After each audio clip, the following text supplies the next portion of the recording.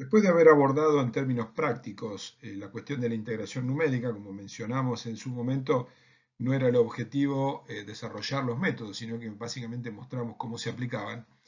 También mencionamos al pasar que en un elemento de 4 nodos se aplicaban la integración con 2 puntos de Gauss en cada dirección, resultando entonces en el elemento plano 4 puntos de Gauss físicamente, lo cual está representado por esta situación que tenemos aquí, donde los puntos rojos son los nodos del elemento y estos otros puntitos con la cruz adentro son los puntos de Gauss, que resultan de este esquema que tenemos aquí y que tienen estas coordenadas. ¿Está bien? Aquí tenemos entonces en el elemento, estos serían los nodos del elemento y los puntos de Gauss que están en el interior. Dentro del sistema de coordenadas naturales RS, es obvio que los nodos tienen coordenadas más menos 1. El nodo 1, que es este que está acá, tiene coordenadas 1, 1, el 2 tiene menos 1, 1, el 3 tiene menos 1, menos 1, el 4 tiene coordenadas 1, menos 1, como nodos. Pero lo que estamos viendo acá son los puntos de Gauss que estaban aquí adentro. Y como son 4, pero en realidad son 2 en cada dirección, corresponde estas coordenadas según el método de cuadratura de Gauss. La cantidad de puntos de Gauss que se utilizan es lo que define lo que se llama el orden de integración numérica. Es decir, cuanto mayor cantidad de puntos de Gauss utilizamos en una y en otra dirección, mayor es el orden de integración numérica.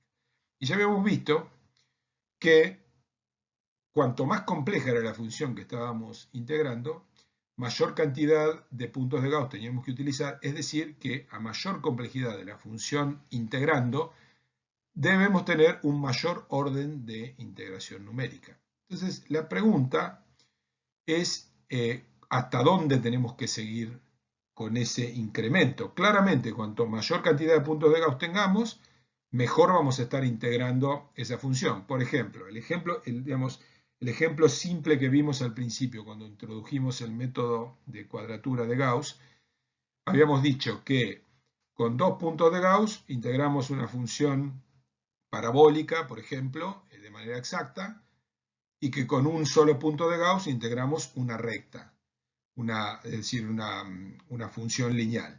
Ahora, la función lineal también la podemos integrar de manera exacta con 2 puntos de Gauss, y con 3 y con 4. Hay una cantidad mínima de puntos de Gauss que se requieren para obtener la expresión exacta de la integral que nosotros queremos calcular. Por ejemplo, podemos cambiar esto en términos de decir, hay una cantidad mínima de puntos de Gauss requeridos para obtener la expresión exacta de la matriz rigidez del elemento, por ejemplo.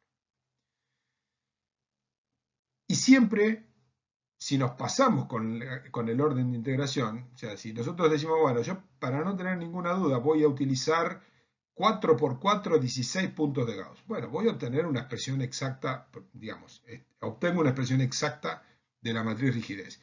Pero hay un problema de economía de proceso, es decir, hacer una integración en 16 puntos de Gauss en lugar de en 4 puntos de Gauss lleva 4 veces más tiempo. Y eso, en tiempo de máquina, cuesta, porque para una estructura básica tarda milisegundos, centésimas de segundo, pero la estructura compleja puede tardar horas. Y no es lo mismo que tarde 10 horas a que tarde 40 horas en resolver un modelo. Por lo tanto, el orden de integración numérica hay que calibrarlo bien para utilizar el menor orden de integración que nos garantice obtener por ejemplo, la matriz rigidez exacta. Y en general, en la práctica, no se determina de punto de vista teórico, aunque se puede, sino que se hace de manera práctica. ¿De qué forma? Por ejemplo, se integra con un punto de Gauss. ¿Qué sería integrar, por ejemplo, supongamos que estamos integrando la matriz rigidez del elemento, es decir, lo que llamamos K sub I. Integramos con un punto de Gauss. Integrar con un punto de Gauss significa integrar con un único punto K, porque es uno en R, otro en S, es 1 por 1, 1. Obtengo una determinada matriz rigidez K elemental para este caso. La guardo ahí, es una matriz de 8 por 8. Luego vengo y calculo con 2 por 2 puntos de Gauss que es lo que tengo dibujado aquí, lo voy a volver a dibujar, calculo con esto. Obtengo otra matriz rigidez distinta. La miro y es distinta a la anterior. Es decir, estas dos son diferentes entre sí. ¿Qué conclusión saco con eso? Que esta está mal, porque cuando aumenté el orden de integración, obtuve una matriz distinta. Eso significa que el orden de integración anterior, que era 1 por 1, no era suficiente. Pero eso no me dice si 2 por 2 es suficiente. Solamente me dice que 1 por 1 no es suficiente. ¿Qué tengo que hacer? Tengo que ir a un orden de integración mayor. Entonces, en lugar de usar 2 por 2, uso 3 por 3. Claro, ya pasé de 4 puntos a 9 puntos. 3 por 3 es 9. Fíjense que cada vez tengo mayor cantidad de operaciones matemáticas. Ahora, obtengo la matriz rigidez y veo que son iguales. ¿Qué quiere decir eso? ¿Que tengo que usar 3 por 3? No, que puedo usar 2 por 2, 4. Esto está bien. Ahora, eso depende del orden de la función, del polinomio de la función que estoy integrando. Es decir, que si uso funciones de forma no lineales, sino parabólicas, no me va a servir la misma cantidad de puntos de Gauss. Y efectivamente es lo que se ve aquí. Cuando nosotros tenemos elementos de 4 nodos, como tenemos aquí en el elemento de arriba, que es el elemento que estamos viendo en el curso, es suficiente con tener un orden de integración de 2 por 2. Es suficiente. ¿Podemos usar 3 por 3? Sí, no hay problema. Vamos a obtener la misma matriz rigidez. No vamos a obtener una matriz rigidez mejor que usando 2 por 2. Vamos a estar gastando tiempo. Bueno, alguien podrá decir, me quiero asegurar, está bien, no hay ningún problema. Lo que no podemos hacer es usar un solo punto de Gauss. Ahora bien, cuando nosotros nos vamos a un elemento de 9 nodos, es decir, de 3 nodos en cada cara, las funciones de forma ya son parabólicas y el orden de integración que sirve para funciones de forma lineales no sirve para parabólicas. Y de hecho, tenemos que utilizar 3 por 3 puntos de Gauss. Es decir, en total 9. ¿Ven? Esto que tenemos acá. Y para este elemento tenemos que usar 3 por 3 o algo superior. No podemos usar 2 por 2, porque 2 por 2 nos da una matriz que no es la matriz rigidez exacta. Y eso es un costo que tenemos que pagar por el hecho de tener funciones de forma que en realidad tienen otras ventajas que veremos hacia el final de esta clase. Una cuestión muy importante, pero muy importante, de fundamental importancia, es que este orden de integración que estoy mencionando acá, en el cual para un elemento de 4 nodos el orden de integración es 2, y para un elemento de 9 nodos el orden de integración es 3, es válido cuando estamos trabajando con problemas lineales y elásticos. Es decir, en particular lineales y elásticos también, digamos, porque normalmente va una cosa de la mano de la otra. Cuando se trabaja con problemas elastoplásticos, aun cuando tengamos un elemento de 4 nodos, es posible que necesitemos utilizar mayor cantidad de puntos de Gauss.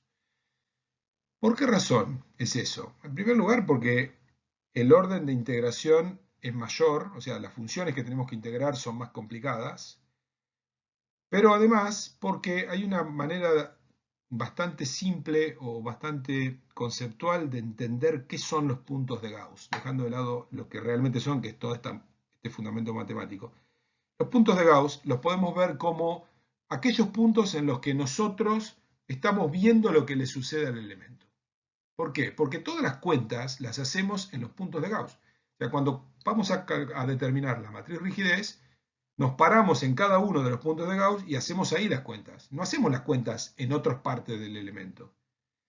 Cuando estamos trabajando con un problema elastoplástico, hay que hacer una verificación. ¿Qué es un problema elastoplástico? Un problema en el cual el material en determinado estado tensional funciona elásticamente, es decir, lo que estamos viendo en el curso, pero para otro estado tensional la teoría es otra, es la teoría de la plasticidad.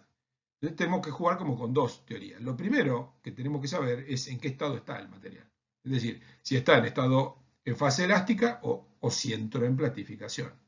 ¿Y dónde vamos a hacer esa verificación? Bueno, en los puntos de Gauss. Siempre vamos a ir a sacar información del elemento y a verificar cosas del elemento en los puntos de Gauss.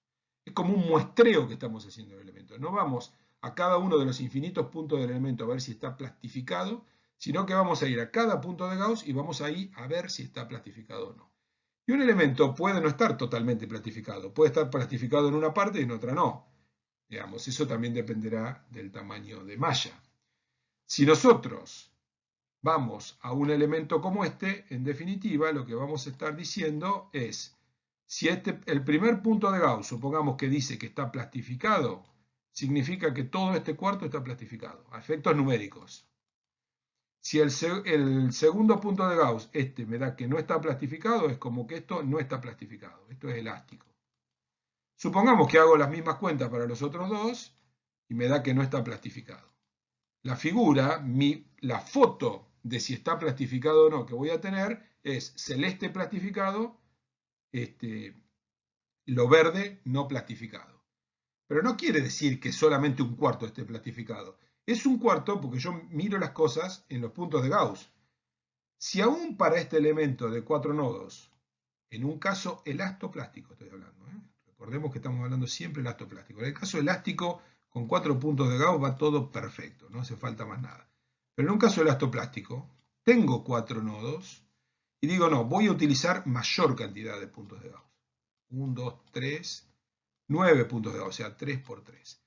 La capacidad que voy a tener para ver qué está plastificado y qué no está plastificado, ahora va a estar definida no por 4 sectores, sino por 9 sectores. Y por ejemplo, tal vez descubra que este está plastificado, que este también, que este otro también, pero que todos los demás están en verde. Y ahora ven que la división de qué está no plastificado, que es lo verde, y qué está plastificado, que es lo celeste, es bien distinta a la que tenía en el otro caso. Y es el mismo elemento y es el mismo problema. Es decir, esta regla de orden de integración de 4 nodos, 4 puntos de Gauss, es exacta cuando hablamos de problemas lineales. Cuando hablamos de problemas más complicados, como por ejemplo elastoplasticidad, en realidad es mejor tratar de usar mayor cantidad de puntos de Gauss. Y esta cuestión de la cantidad de puntos de Gauss es importante, y me detengo en este tema, porque es una de las cosas que como usuarios de un programa de elementos finitos nosotros podemos llegar a modificar. Probablemente no en los programas más comerciales, no los que usamos normalmente, pero en los programas más complejos, en los que se resuelven justamente los problemas de plasticidad y demás, estoy hablando de programas como Adina, Abacus, ANSYS, ese tipo de programas, siempre permiten elegir la cantidad de puntos de Gauss que nosotros queremos utilizar en la formulación de nuestro elemento finito. Y en ese caso, si estamos resolviendo un problema lineal elástico, lo cual a priori uno podría decir, no tiene mucho sentido utilizar Adina o Abacus para resolver lo que podemos resolver con SAP. Bueno, pero alguien puede decir, ya lo tengo, sé usarlo, qué sé yo, lo voy a usar. Bueno, si vamos a resolver con un programa, un poco matar mosquitos a cañonazos, pero si lo queremos hacer, lo hacemos. El objetivo lo vamos a cumplir. Entonces, si vamos a resolver un problema elástico y el programa nos dice seleccione cuántos puntos de Gauss quiere, le ponemos 4. Pero si vamos a resolver un problema elastoplástico, ahí tenemos que recordar que cuando el programa vaya a chequear qué está plastificado y qué no, lo va a hacer en cada punto de Gauss. Y tener mayor cantidad de puntos de Gauss es mejor que tener menor cantidad de puntos de Gauss. Con todo lo anterior, cerramos la situación de calcular los términos que nos van a permitir formar el sistema K por U igual a F, que es el objetivo final, la resolución de ese sistema. Y repitamos una vez más, formamos el sistema K por U igual a F con el objetivo de encontrar los desplazamientos. Este es un sistema global para todo el modelo. K es una matriz de 2n por 2n, U es un vector de incógnitas de 2n por 1, F es un vector de fuerzas nodales de 2n por 1. Y ya lo que vimos anteriormente es cómo vamos a obtener las matrices rígidas de cada uno de los elementos. Y ya habíamos mencionado también que el camino era obtener las matrices rigidez de cada uno de los elementos del modelo y luego mediante un procedimiento que llamamos ensamble pasar de matrices rigidez de cada elemento, que son todas de 8×8, a la matriz de rigidez global, cuyas dimensiones dependen del tamaño del modelo. 2n por 2n. Por lo tanto, tenemos muchas matrices rigidez de elementos, todas de 8×8, y con ellas, mediante un procedimiento que vamos a llamar ensamble, vamos a formar esta matriz rigidez global. De una manera similar, no lo vamos a ver en detalle, pero del procedimiento se puede obtener rápidamente, se forma el vector de fuerzas nodales para toda la estructura. Mediante el mismo procedimiento de ensamble, pero para la fuerza es más simple que para la matriz rigidez. Bien, aquí tenemos que considerar dos cuestiones, o mejor dicho, sí, dos cuestiones básicas, y es la diferencia entre la numeración local de los nodos de un elemento y la numeración global de los nodos de un elemento. ¿Por qué? A nivel local, los elementos de 4 nodos, como son los que estamos estudiando, tienen siempre la misma numeración. Y eso lo habíamos mencionado ya cuando hablamos de las funciones de forma. Dijimos, el elemento de 4 nodos, vamos a numerar sus nodos 1, 2, 3, 4 y vamos a tomar esta regla, ¿no? Dijimos, el de arriba a la derecha es 1, luego en sentido antihorario, etc.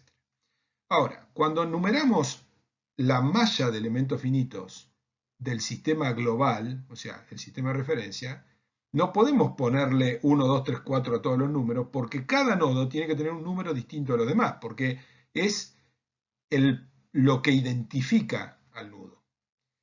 Eso ya lo vieron en estructuras 3, o sea, no tengo nada que agregar, pero recordemos el hecho de que los nodos en la malla de elementos finitos, al igual que los nodos en un sistema plano de elementos tipo barra, como en estructuras 3, no pueden estar repetidos.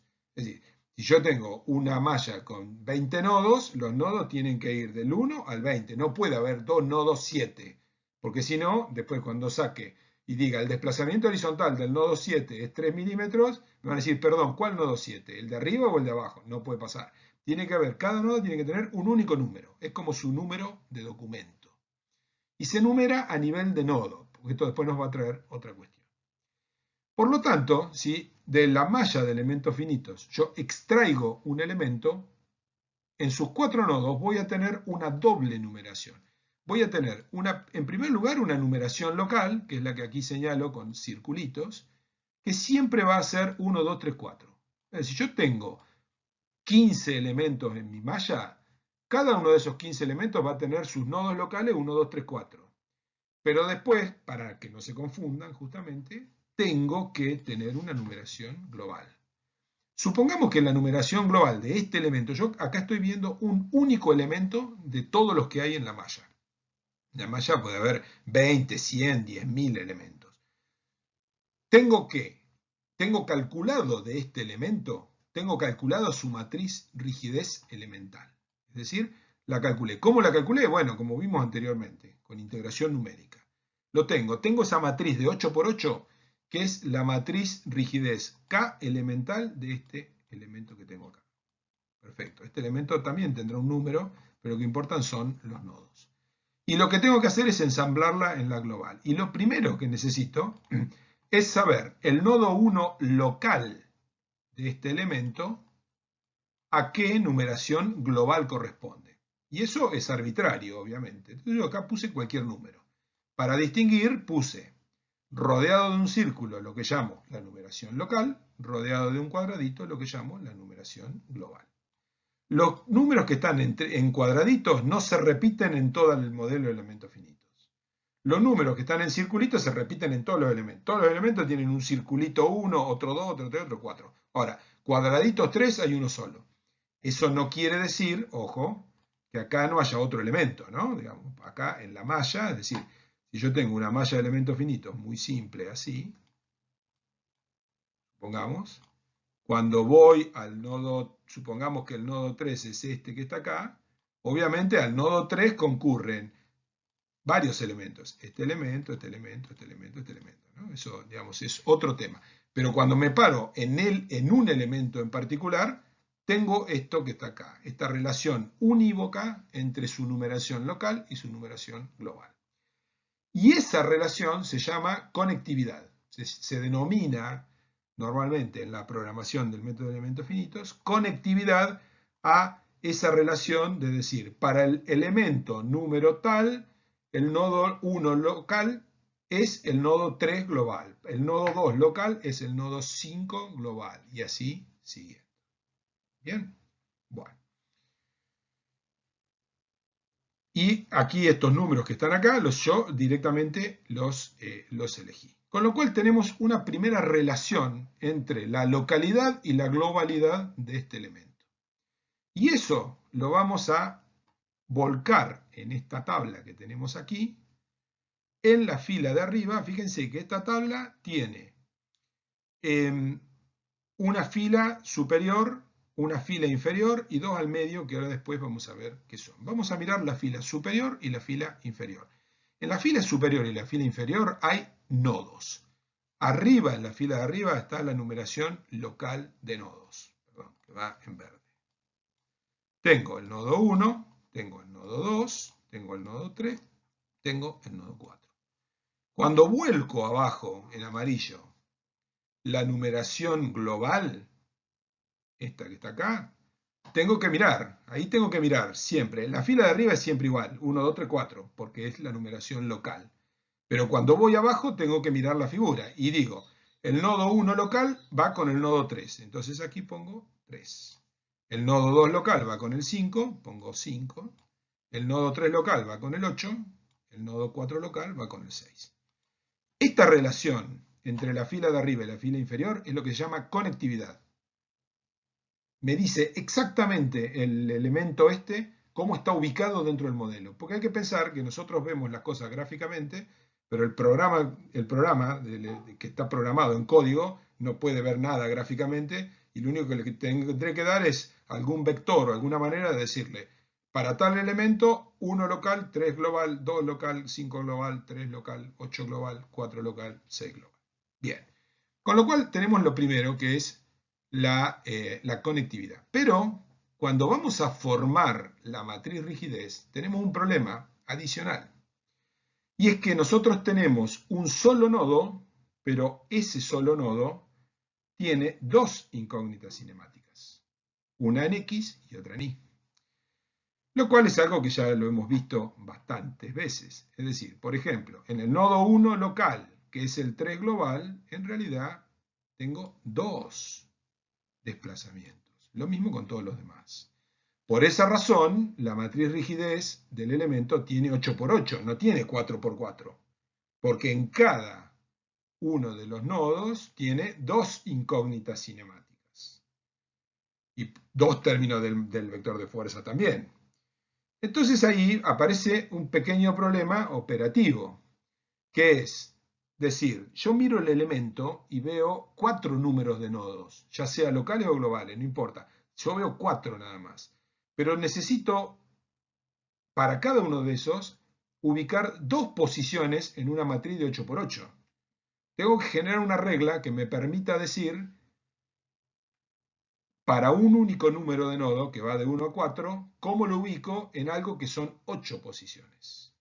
Eso es fundamental. Y ahí aparece una regla que se establece por observación, que es la siguiente. Vamos a nivel local, que es lo primero, es lo que podemos asegurar. Para el nodo 1, nosotros tenemos las dos primeras posiciones, la 1 y la 2.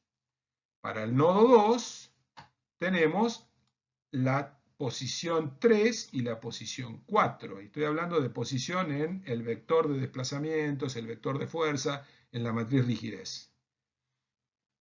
Si hablamos de vectores, sería, cuando digo posición, sería la fila, porque tiene una sola columna.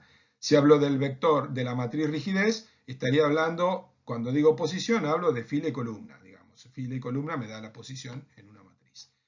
¿Cuál es la regla entonces? Para el nodo 3 tengo las posiciones 5 y 6. Para el nodo 4 tengo las posiciones 7 y 8. Tengo que sacar de ahí cuál es la regla. Y la regla, lo vamos a hacer como siempre, vamos a decir cuál es y después la verificamos. La posición en K, en cualquiera de las K, ya sea el global o ya sea el local, siempre se obtiene de la siguiente manera. El grado de libertad en I se ubica en la posición 2 por el número de nodo. Y el grado de libertad en X se ubica en la posición de I menos 1, o sea, 2 por el número de nodo menos 1. Acá yo lo pongo en K global, pero en realidad vale para local también. O sea, vale para cualquier cosa. Y fíjense entonces cómo funciona esto. Vamos a verlo de esta manera. Vamos a verlo primero a nivel local. ¿Cuáles son las posiciones en matriz rigidez, vector de desplazamiento, vector de fuerza, en cualquiera? Estoy hablando de posición dentro de una matriz. A nivel local. En el nodo 1, en la dirección I es 2 por el número de nodo. 2 por 1, 2. Y en la posición X es 2 por número de nodo menos 1, 1. Para el nodo 2, en la posición I es 2 por 2, 4. Y en X es 1 menos que eso. Para el nodo 3, local, es 6 y para el X 5. Para el nodo 4 en Y es 8 y acá es 7. Como la numeración local siempre es 1, 2, 3, 4, las posiciones siempre van a ser 1, 2, 3, 4, 5, 6, 7, 8. Siempre. Porque a nivel local yo tengo siempre la misma numeración y siempre tengo una matriz de 8 por 8. ¿Qué quiere decir esto? ¿Cómo se lee esto?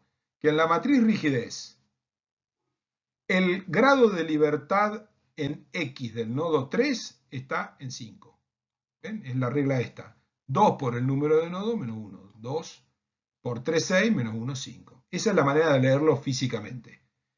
El grado de libertad de desplazamiento vertical del nodo 4, la regla esta me dice que es 2 por número de nodo, es 2 por 4, 8. Y así sigue.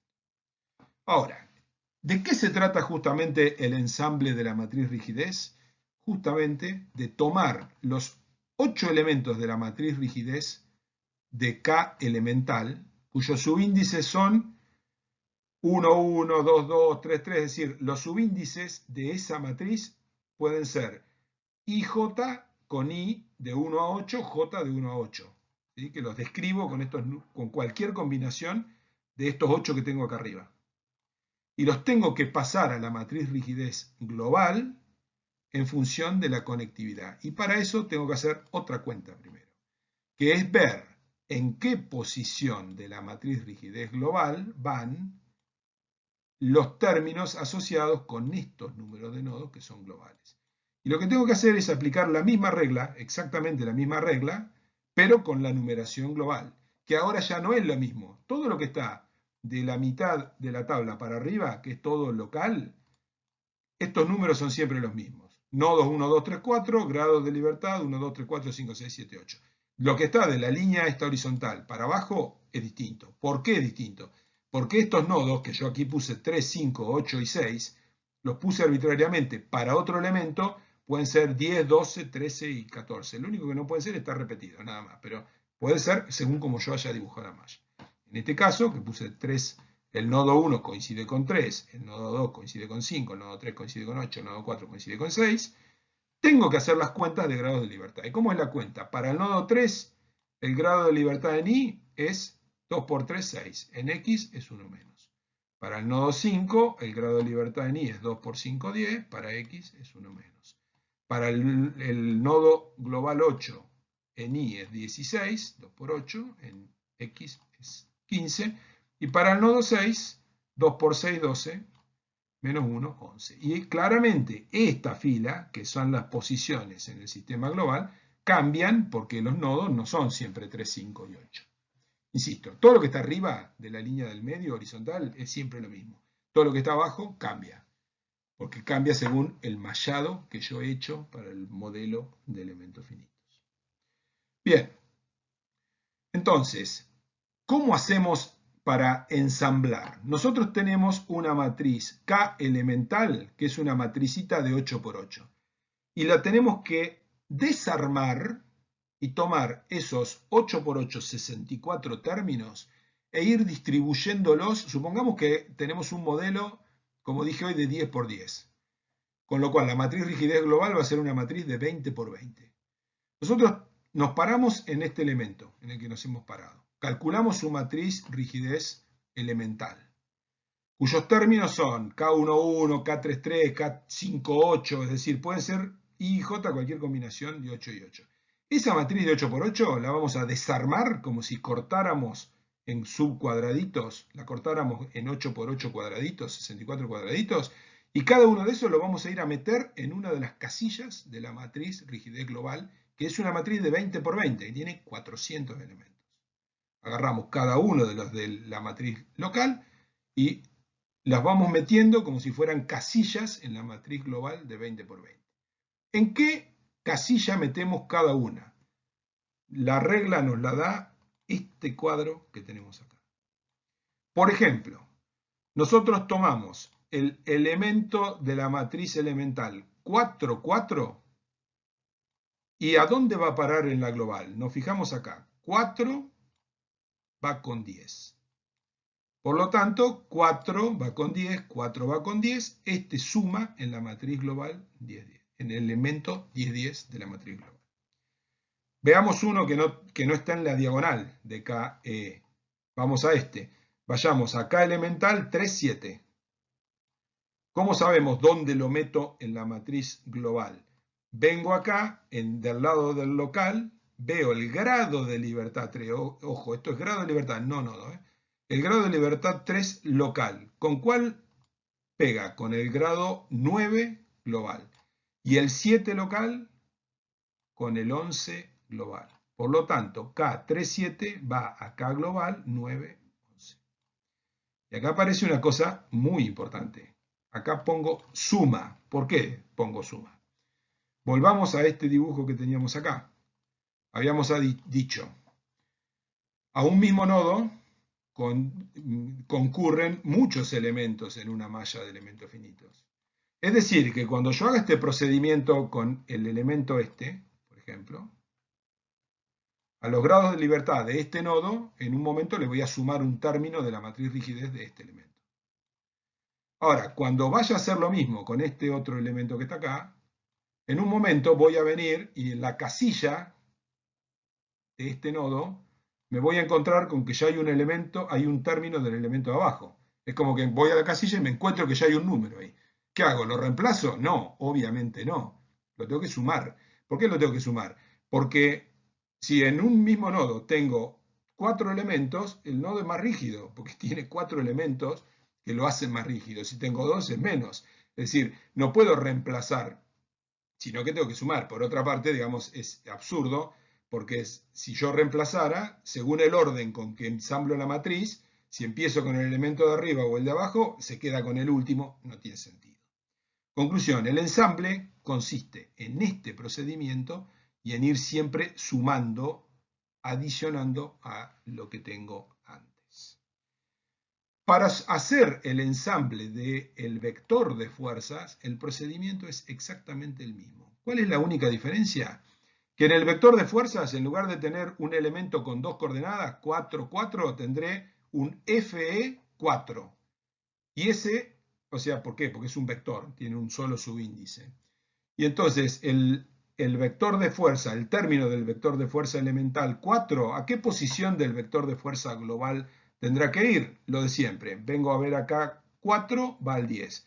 Voy al vector de fuerza global y en la posición 10, pum, meto ese término del vector de fuerza elemental. Así de sencillo. Con el procedimiento anterior, podemos pensar, y de hecho lo hemos logrado, que ya hemos resuelto o ya hemos obtenido la matriz rigidez global K. Supongamos que estamos hablando de un modelo como este, en el cual tenemos 3, 4, 5, 6, 7, 8, 13, 14, 15, 16, 17, 18, 19, 20, 21 nodos. En esos 21 nodos tenemos en cada uno de ellos 2 grados de libertad y por lo tanto esta matriz será una matriz de 42 por 42. El vector de desplazamientos incógnita será un vector de 42 por 1, porque en cada uno de estos nodos tenemos dos desplazamientos, y el vector de fuerzas también será un vector de 42 por 1. Con lo cual está conformado el sistema, conociendo los dos términos en amarillo, de manera tal que podemos, en principio, podemos pensar que podemos pasar a resolver el sistema. La cuestión es que si intentamos resolver ese sistema de ecuaciones, nos va a dar que está indeterminado. ¿Por qué va a dar que está indeterminado? Porque aquí estamos viendo un método complejo, como es el método de elementos finitos, o con cierta complejidad por lo menos, para resolver el problema elástico, aunque sea en su variante plana, como vemos en este dibujo. Pero nunca hay que olvidarse de las cuestiones básicas, de las cuestiones que se estudiaron en Estructuras 1, en los primeros cursos de estabilidad. Y una de esas condiciones que no hemos mencionado hasta este momento son lo que en aquellos cursos antiguamente llamábamos como apoyos, que en el método de elementos finitos vamos a mencionar, que ya lo mencionamos también en el planteamiento del problema elástico, como condiciones de contorno. Pero es mucho mejor llevarlo al concepto de Estructuras 1. En el plano, recordemos que un sistema rígido, y inflexible también, pero el sistema rígido tiene lo que se llaman grados de libertad de un bloque rígido, que son grados de libertad, se pueden expresar en términos en el plano de dos desplazamientos y una rotación. Y lo que decíamos es que cuando teníamos una chapa rígida, para que no se moviera en el plano teníamos que restringir como mínimo esos grados de libertad básicos. Cuando restringíamos como mínimo esos grados de libertad, cumpliendo algunas otras condiciones, ¿no? De que no se forme un polo de rotación y demás, pero digamos, todo lo que vieron en Estructuras 1, cuando cumplíamos con eso, teníamos lo que se denominaba una estructura isostática. Nada nos prohibía ir agregando mayores restricciones a los grados de libertad o condiciones de contorno, que es como lo vamos a llamar dentro del método de elementos finitos. Pero a medida que agregábamos restricciones, nos íbamos de un sistema isostático a un sistema hiperestático. El sistema isostático lo podíamos resolver solamente con consideraciones estáticas, es decir, equilibrio, mientras que los hiperestáticos necesitábamos condiciones de compatibilidad, es decir, deformaciones, que es exactamente lo que estamos resolviendo con el método de elementos finitos. El problema elástico es un problema en el cual damos por sentado que tenemos hiperestaticidad, porque tenemos hiperestaticidad general, tenemos hiperestaticidad interna también. Pero que estemos dando por sentado que el problema es altamente hiperestático no nos libra de cumplir las condiciones básicas, las que aprendimos en el primer curso de estructuras, en Estructuras 1, que es que tenemos que aplicar condiciones de borde o apoyos externos para evitar que nuestra estructura ande moviéndose, flotando en el plano XY o en el espacio tridimensional, si analizáramos eso, independientemente de las pequeñas deformaciones que pueda tener. Recordemos también estas cuestiones de los desplazamientos como cuerpo libre, porque después vamos a ver que la formulación de nuestros elementos tiene que cumplir en algún sentido con eso también. Pero ahora lo que estamos viendo es que este sistema que está aquí, tal como lo hemos formado hasta el momento, está todavía necesitando la aplicación de condiciones de contorno. Y nosotros en el dibujo las condiciones de contorno las aplicamos de una manera muy simple. Ponemos, por ejemplo, este símbolo que tenemos acá de un apoyo simple, le agregamos un resorte, pero el problema es que ahora el método de elementos finitos está viendo al problema a través de este sistema de ecuaciones. Y lo que tendremos que hacer es ver cómo representamos las condiciones de contorno en los términos conceptuales que nosotros las conocemos en términos matemáticos dentro de ese sistema. Y acá hay dos caminos. Y lo menciono una vez más para quienes en algún momento sigan estudiando estos temas. Tradicionalmente, probablemente en estructuras 3 también lo vieron así, si nosotros tenemos un sistema de 42 grados de libertad, cuando restringimos uno, por ejemplo, con un apoyo simple, en realidad rigurosamente nos queda un grado de libertad menos, es decir, pasamos a tener un sistema de 41 grados de libertad. Y típicamente las condiciones de contorno se introducen en las matrices rigidez, en los sistemas de ecuaciones K por U igual a F, eliminando filas y columnas. Pero desde el punto de vista computacional no siempre es lo mejor eso, sino que a veces es mejor introducir las condiciones de contorno de una manera aproximada, pero cuando decimos aproximada estamos hablando de un nivel de aproximación que para la ingeniería civil es prácticamente como si el error fuese la dimensión de un átomo o de una molécula. Es decir, estamos introduciendo de manera aproximada, pero con un grado de error que es infinitamente inferior al grado de error que tenemos, por ejemplo, cuando en nuestro modelo de elementos finitos introducimos el módulo de elasticidad del hormigón. El módulo de elasticidad del hormigón, lo calculamos, por ejemplo, en base a lo que dice el reglamento CIRSOC 201 y decimos que el módulo es 4700 por raíz de F'C. Nos da un número. Y en el modelo de elementos finitos introducimos ese valor en el programa. Si nosotros tomamos el hormigón de la obra, o sea, vamos y construimos esa estructura, calamos testigos y calculamos el módulo de elasticidad, no nos va a dar ese valor. Ese es un valor para el cálculo de referencia. ¿Qué quiero decir con esto? Que los parámetros que nosotros introducimos en el modelo de elementos finitos, obtenidos de un reglamento, de una publicación, de una recomendación, tienen un error respecto a lo que la realidad representa. Y eso va a introducir errores, mejor dicho, variaciones estadísticas en los resultados. Recordemos de clases de otros cursos el hecho de que todas las variables son estadísticas, son todas probabilísticas. Nosotros ponemos un único valor y en realidad lo que estamos representando es toda una nube de posibilidades. Cuando introducimos, bueno, ¿qué margen de error nos dan esas aproximaciones? O el hecho de que introducimos el valor de módulo de elasticidad que nos da el reglamento y en realidad puede ser diferente. Bueno, nos puede dar, en el caso del módulo de elasticidad, va a impactar en los desplazamientos, básicamente. Nos puede dar errores que son del 10, 15%. Nosotros convivimos con eso, porque los criterios de aceptación están en el orden, es decir, nosotros decimos, este desplazamiento tiene que ser menor que 15 milímetros, bueno, pero en realidad si fuesen 20 tampoco estaría mal. El error puede ser en más o en menos, ¿no? O sea, cuando nuestro modelo de elementos finitos dice 15, en la realidad podríamos ir y medir 18, también 12. Bueno, de cualquier manera, el concepto, digamos, detrás de esto es que los resultados de los modelos de elementos finitos son precisos matemáticamente en función de los datos de entrada. Por lo tanto, si dentro de ese procedimiento numérico yo introduzco un apoyo, una condición de contorno a través de una metodología aproximada.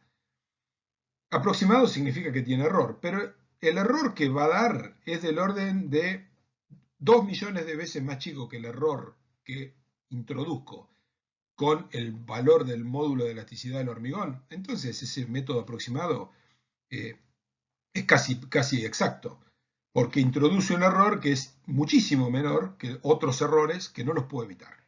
No hay forma de evitarlos, porque tendría que ir y medir la estructura ya construida y el modelo de elementos finitos es anterior a la estructura, es decir, toda una cuestión que digamos es casi filosófica, pero que no nos interesa porque estamos resolviendo casos prácticos.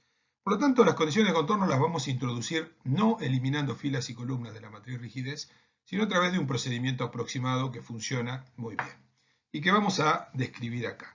Antes de eso, les digo que para entender mejor esto y para responder a algunas de las preguntas de los cuestionarios de autoevaluación, aquí vamos a ver un poco rápidamente la situación, pero vayan a este documento.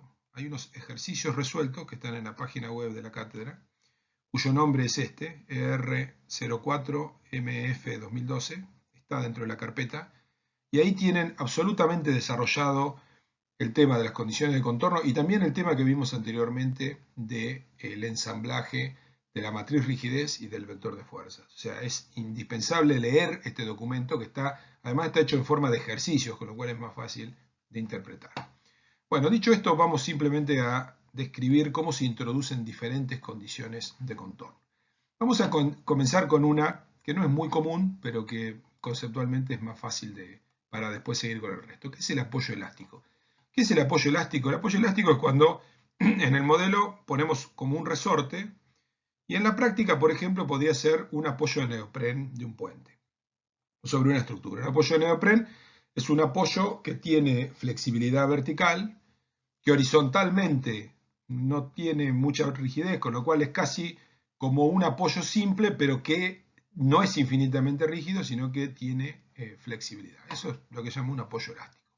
También se puede modelar el apoyo de una estructura sobre un suelo, es decir, hay muchas cosas que se modelan en elementos finitos, inclusive en la estructura de barras con resortes, ¿no? Y eso es lo que llamamos apoyo elástico. Y ese resorte tiene una constante de rigidez, que tiene las mismas unidades que los términos de la matriz rigidez de la estructura, es decir, fuerza por unidad de longitud. Y supongamos que tenemos ese apoyo elástico en el nodo 20 en la dirección vertical. Lo primero que tenemos que hacer es identificar el grado de libertad o la posición en la matriz rigidez de ese grado de libertad, que es el desplazamiento vertical del nodo 20. Y seguimos la regla que vimos antes. Era para I 2 veces el número de nodo. Bueno, es justamente lo que tenemos. I 2 por 20, 40. Por lo tanto, tenemos que ir al término K4040 de la matriz rigidez global y al término que está ahí, que surgió del ensamblaje que vimos en la diapositiva anterior, sumarle el valor de este resorte. Cual es físicamente bastante simple de entender. Este nodo en la dirección vertical es K sub B veces más rígido, porque si antes tenía una determinada rigidez, ahora al ponerle ese resorte cuesta más moverlo. ¿Cuánto más cuesta moverlo? Bueno, lo que suma ese resorte. Si en lugar de eso tenemos que introducir un apoyo rígido, vamos a este otro ejemplo que tenemos acá, decimos en la dirección vertical del nodo 21 tenemos que introducir un apoyo rígido. Primero, vamos a identificar el grado de libertad, fundamental. Si es en I y es del 21, es 2 por 21, porque el I es 2 veces el número de nodo y el X es 2 veces el número de nodo menos 1. Pero este sí, así que es K 42, 42. ¿Qué hacemos? Al término que teníamos del ensamblaje, es decir, la rigidez en I del nodo 21, la rigidez que le da la estructura, le tenemos que sumar ¿qué? Y ahí tenemos una manera de enfocarlo a esto. ¿Qué es un apoyo rígido? Es como tener un resorte cuya rigidez va siendo cada vez más grande, más grande, más grande, hasta llegar a infinitamente rígido. Pero yo ya dije, no quiero llegar a infinitamente rígido. Me quedo con que sea varios millones de veces más rígido que la estructura, por aquello del error que les expliqué al principio de esta diapositiva. Entonces pongo acá un número que yo lo he representado con 10 a la 25, pero que en realidad uno debería mirar el orden de magnitud de K4242 y poner algo que sea, digamos, 1.000.000 de veces más rígido. Un número como 10 a la 25 para los sistemas de unidades que nosotros usamos, kilonewton y metro, generalmente es más rígido que cualquier estructura, pero es algo que hay que checar. Este apoyo rígido no va a ser infinitamente rígido, pero el desplazamiento vertical que van a obtener en este nudo va a ser del orden de 10 a la menos 25 aproximadamente. ¿Por qué razón? Eso lo tienen que mirar en este documento, justamente. Y 10 a la menos 25, cuando todos los demás nodos se están moviendo 10 a la menos 25 metros, es 10 a la menos 23 centímetros, 10 a la menos 22 milímetros. Si esto se mueve 1 y en comparación esto se mueve 10 a la 22, o sea, eso dividido 10 a la 22, la verdad, si eso no es 0, no sé qué es 0. Es más chico que un átomo directamente, ¿no? Entonces, matemáticamente lo estoy representando bien. Y el último caso que vamos a ver es el del desplazamiento impuesto. Vamos a suponer que en el nodo 13 tenemos un delta impuesto, aquí, en la dirección X. Siempre lo primero que tenemos que hacer es identificar el grado de libertad. Eso es lo mismo para todos. Nodo 13, dirección X. ¿Cuál es la fórmula? 2 por 13 menos 1, 25. O sea que voy a tener que ir a intervenir el elemento K2525 de la matriz rigidez global. Eso es lo que estoy haciendo. Y siempre lo hago en términos de, al término que tenía antes, hacerle algo. ¿Qué hago? le sumo una vez más una rigidez muy grande, 10 a la 25. Pero ahora me encuentro con que tengo que hacer otra cosa. Tengo que venir a intervenir el vector de fuerzas también. Y el vector de fuerzas, acá tengo un error donde dice R, debe decir F. Ahí, esto es F. En la misma posición, que es la posición 25, al término F25 de este vector, tengo que dejar el valor que tenía antes y le tengo que sumar este mismo número grande que le puse acá, multiplicado por lo que es el desplazamiento impuesto, que es un dato, ¿no? Se mueve 2 milímetros, 20 milímetros, 32 milímetros, lo que sea. Acá lo importante es que si en la matriz rigidez sumé 10 a la 25, acá sumo 10 a la 25. Si en la matriz rigidez a alguien le gusta otro número y suma 10 a la 20, acá también tengo que poner 10 a la 20. Si poner un número distinto, les va a dar cualquier cosa. Fíjense que esto incluye el caso del apoyo rígido si yo digo que el desplazamiento vale 0. ¿Qué es un apoyo rígido sino un nodo en el cual impongo un desplazamiento y ese desplazamiento es nulo? Es exactamente lo mismo. Bueno, les dejo como ejercicio para que vean que si ustedes van al apoyo rígido, ya sea por el lado de rigidizando el apoyo elástico o bien haciendo nulo el desplazamiento impuesto, van a llegar exactamente a esto mismo.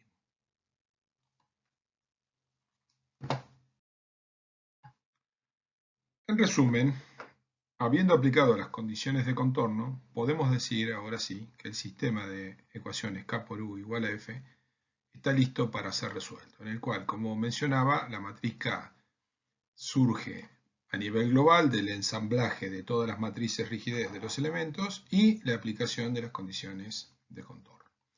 Y algo similar sucede con F, ya que alguna condición de contorno eventualmente podría modificarlo.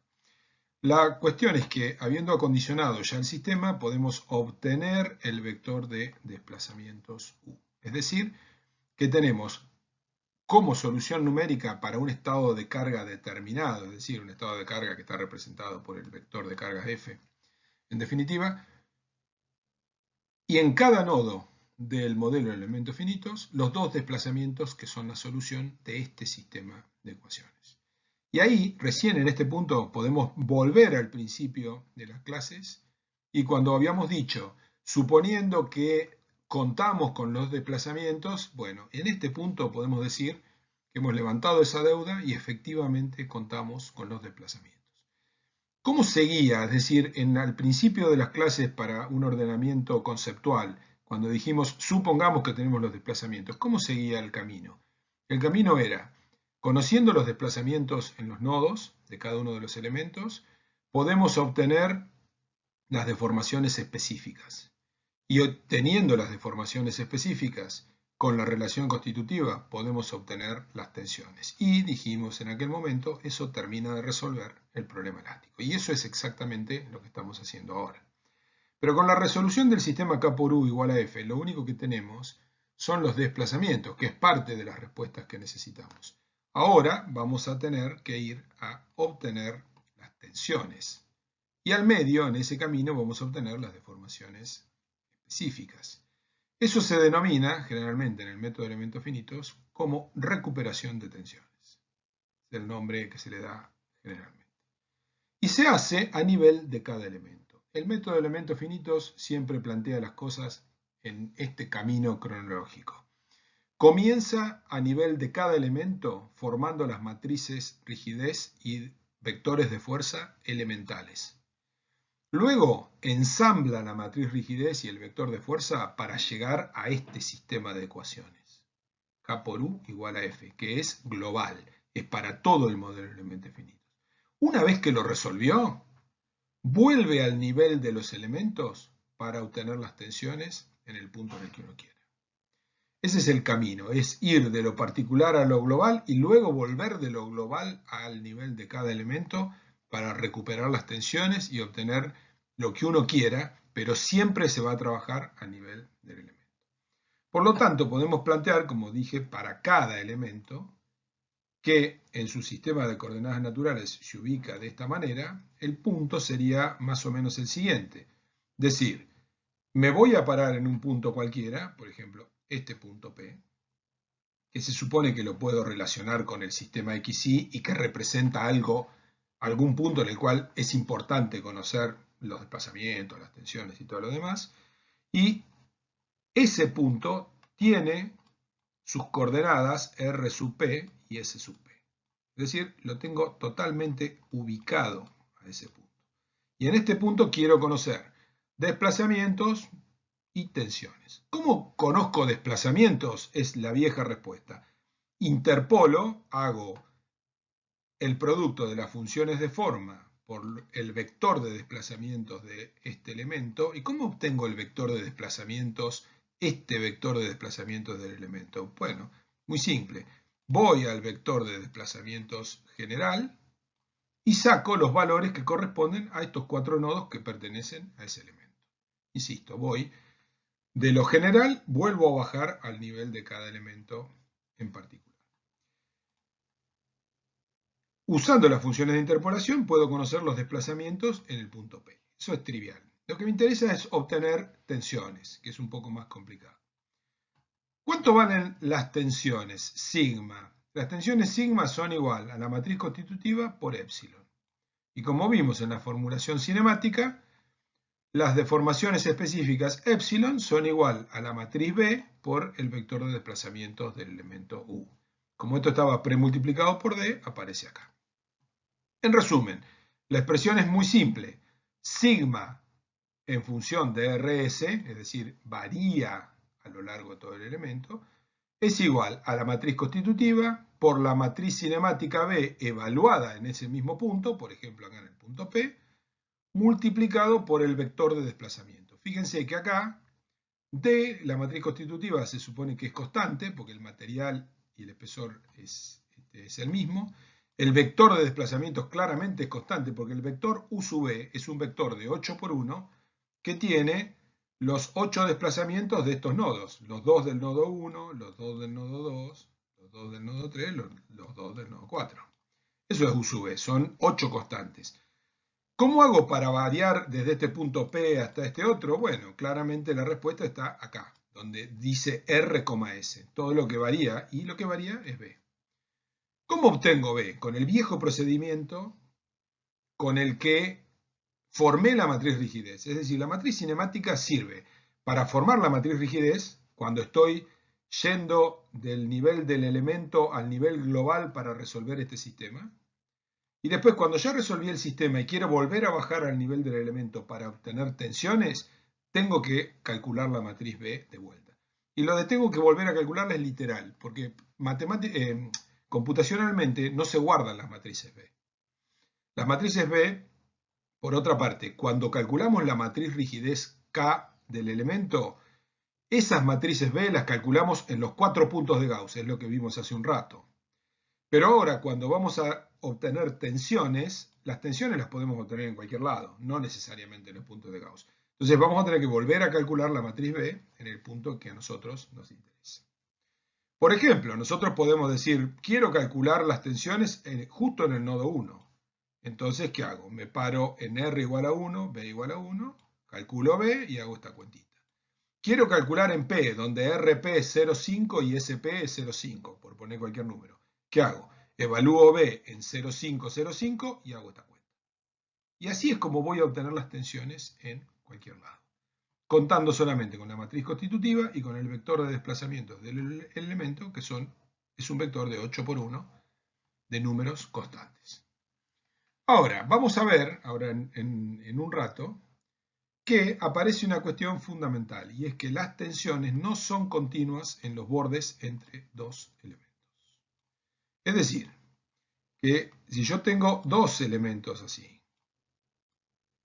estos dos elementos tienen en común estos dos nodos, pero después acá hay dos nodos que pertenecen al elemento de la izquierda, pero no al de la derecha, y acá hay otros dos nodos que pertenecen al de la derecha, pero no al de la izquierda.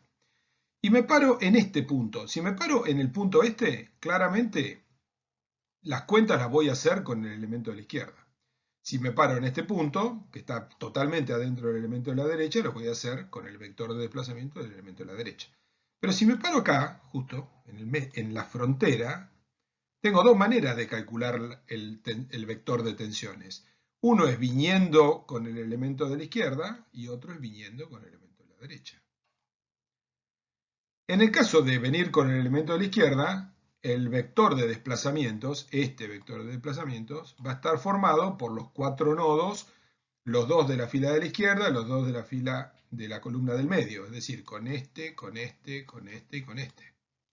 Y con ese vector de desplazamientos voy a obtener esta tensión que viene de la izquierda. Cuando vaya a calcular la misma tensión viniendo de la derecha, voy a tener que usar un vector de desplazamiento que tenga estos 4 nodos con sus 2 desplazamientos cada uno. Cuando yo haga la cuenta, esta que está acá, D por B por U, como el vector U cuando venga de la izquierda va a ser diferente al vector U cuando venga de la derecha, no tienen por qué dar lo mismo. Y no dan lo mismo. De hecho, no dan lo mismo. Las tensiones en el borde no son continuas, lo cual nos recuerda el hecho de que el método de los elementos finitos es un método numérico y por lo tanto es aproximado. ¿Por qué las tensiones no son continuas? Porque las tensiones son magnitudes derivadas. ¿Cuáles son las incógnitas fundamentales de este problema? Los desplazamientos. ¿Cómo formulamos los elementos finitos? Con funciones de forma que tuvieran primera derivada, pero no le pedimos que fueran continuas a esas derivadas. Las deformaciones específicas, y por lo tanto las tensiones, se calculan en función de las deformaciones de las derivadas primeras de las funciones de forma. Pero no quiere decir que sean continuas al pasar de un elemento al otro. Y por eso las tensiones no son continuas en los bordes de los elementos. Es muy importante dejar claro esta diferencia entre magnitudes o incógnitas fundamentales, que son los desplazamientos, porque así formulamos el sistema, el método, y las magnitudes que son derivadas, como las deformaciones específicas y las tensiones. El método, como dijimos, nos garantiza continuidad en esas variables fundamentales. Es decir, los desplazamientos son continuos en los bordes entre dos elementos. Esto es fundamental para cumplir el principio de continuidad. Recordemos, nuestro campo de desplazamientos en la solución de elementos finitos, cuando la estructura está deformada, no puede generar ni huecos ni solapes. Es decir, requiere que los desplazamientos sean continuos. Eso se satisface plenamente con la condición de las funciones de forma. Recordemos que nosotros habíamos dicho que cuando tenemos un elemento, en el caso de los 4 nodos, y en cada esquina tenemos un nodo, y a esos nodos los llamábamos 1, 2, 3 y 4, decíamos que la función de forma h1 tiene que valer 1 en el nodo 1, tiene que valer 0 en estos otros 3 nodos, pero también tiene que valer 0 en estos bordes. Eso es lo que nos garantiza que sobre lo que sucede en este borde solamente tengan influencia este nodo y este nodo. Por lo tanto, cuando tenemos dos elementos, el elemento de la izquierda depende de estos 4 nodos y el elemento de la derecha depende de estos 2 del centro más estos 2 de acá. Sin embargo, cuando vamos a determinar los desplazamientos en este punto que está en la frontera, por la condición de las funciones de forma, esos desplazamientos solamente dependen de este nodo y este nodo, que son los que tienen en común. Por lo tanto, eso redunda en el hecho de que los desplazamientos sean continuos en los bordes. Si nosotros vamos a un programa de elementos finitos y ploteamos los desplazamientos, vamos a ver que en los límites, que son estas liñitas celestes, que son los límites entre los elementos, los colores no se quiebran. ¿Ven? Es lo que tenemos acá. Esto es como un zoom de esta zona que tenemos acá. No se quiebran. ¿Qué significa que no se quiebren? Que son iguales de un lado y del otro. El color es exactamente el mismo de un lado y del otro. Eso es porque los desplazamientos son continuos en los bordes. El método garantiza que los desplazamientos sean continuos en los bordes.